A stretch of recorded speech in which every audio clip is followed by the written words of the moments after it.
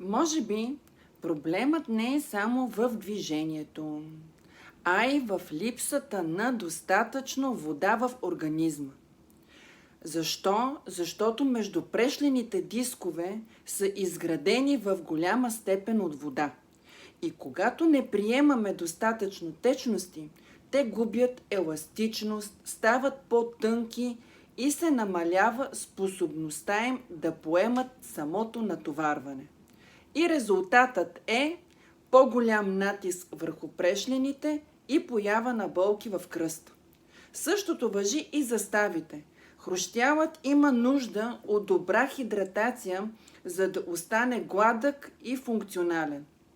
Без нея се появяват скованост, триене, болка, особено в коленете и в таза. По-малко вода е равно на повече напрежение и дискомфорт. Пийте вода редовно и не чакайте тялото да ви даде сигнал. Ако вече имате проблем, важно е да действате на време.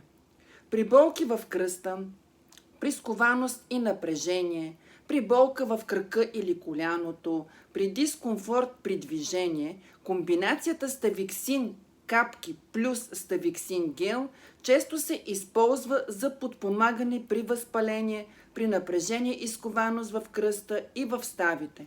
Ако искате насока според вашите симптоми, пишете ми болка.